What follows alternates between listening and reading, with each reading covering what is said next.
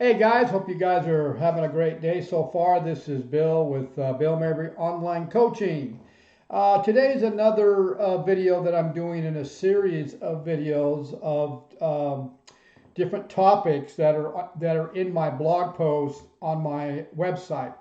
Now, these are actually training blogs, and what these are, guys, is these are frequently asked questions that I've turned into blogs. So instead of me trying to actually repeat myself over and over again, I did a blog post on the most popular or the most common questions.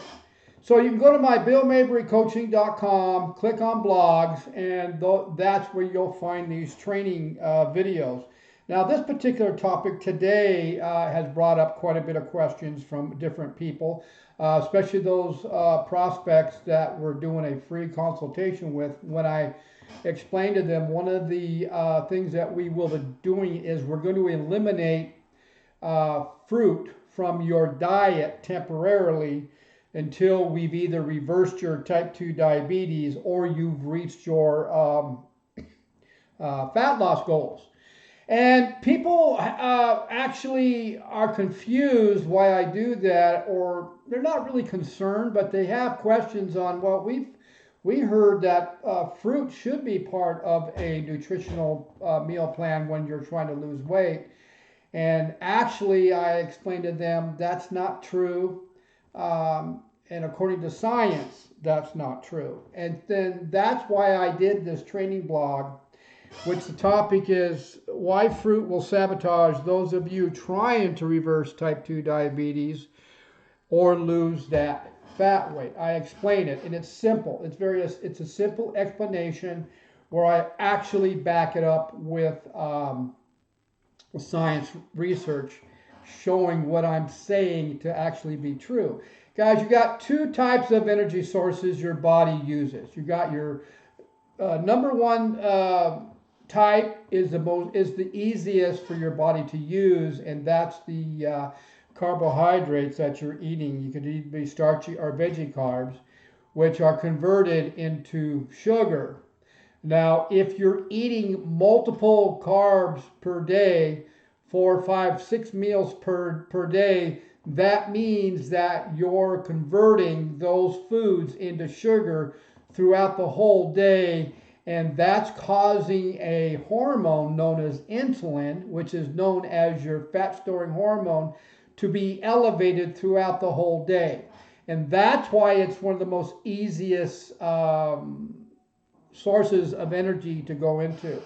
Your second source is fat, and that's a little harder to get to. What I mean by your fat is by the foods you eat that are higher in fat, or when you're doing intermittent or extended fasting, it's actually going to be your own stored fat. But most of you who are eating multiple carb meals per day or doing the American Standard Diet, which is a ultra processed foods, you're not actually dipping into your own stored body fat as fuel because your body doesn't need to, because it's got plenty of carbohydrates that have been converted into sugar, so it's going to be used for that. Fruit is the same way. Fruit actually has a sugar known as fructose, which is a simple sugar, and it actually does not get stored in your muscles. It actually gets stored in your liver, and that's what causes most of you to be knocked out of fat burning when you incorporate fruit into your diet. So what I'm going to do real quick, guys, I'm going to take you to my website. So be patient here with me for a few seconds.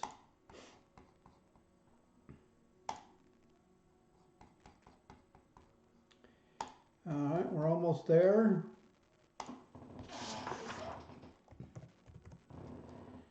Okay, billmabrycoaching.com. Here we go. All you have to do is click on to blogs, and it's down here at the bottom somewhere, I think. Let's see, let me find it here. Let's go to more. Okay, here we go. Can fruit knock you out of fat burning? So what I did, guys, is I'm a little more specific on how it all works. So I have it broke down into categories. So what is fructose? Google definition. So instead of me trying to go through all this, I'm just going to give you an idea of the different, how I've broke it down. Now, when levels of fructose are much higher than consumed in an average diet, this approach is called hyperdosing, provides energy above normal needs, and causes an increase in blood lipids, which is a risk factor. In other words, when you're consuming a whole lot of fruit per day, you are causing your insulin to be spiked throughout the day, which means that the body is going to be putting that simple sugar in your blood. And especially those of you with type 2 diabetes, that's not what you need to be doing.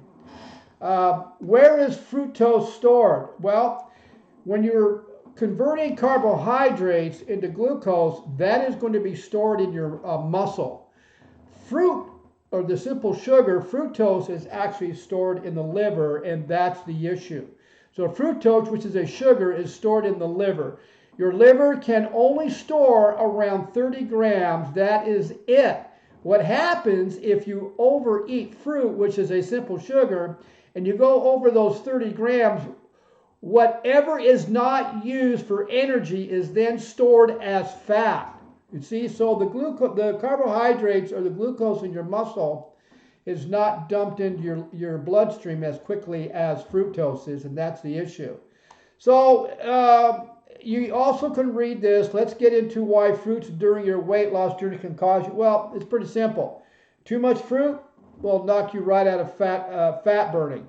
And I also put in here some different vegetables that are higher in fructose than normal.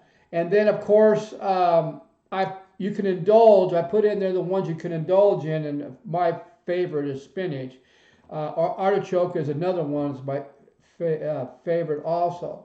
So you just have to remember, guys, especially those of you that have type 2 diabetes or fatty liver disease and are trying to lose weight, the fructose, you need to eliminate it temporarily while you're going through your weight loss journey and while you're trying to reverse your type 2 diabetes, because the fructose, which is a simple sugar, has a greater amount of effect on your insulin levels. Insulin is a hormone known to store fat, and whatever energy or whatever sugar you're not using is actually going to be stored as fat, and that's why people are having a hard time losing their body fat, or it's very slow because they have not eliminated fruit temporarily. Once you've reversed your type 2 diabetes or your fatty liver disease, or once you've reached your weight or fat loss goals, then you can introduce berries back into your diet moderately, once or twice a week, a quarter cup, maybe a little bit more. Okay. Also, you can see, guys, where I put in some of the scientific journals that I found that will actually back up what I have to say. So let me go back to where I am real quick. I'm almost done. I only got a minute to go here. So here we go. So guys, go to my BillMabryCoaching.com, click on to blogs, and read the different training blogs I have, and you'll find the one about fruit in there also. Okay, guys? So you guys have a great day. We'll see you guys at the next video.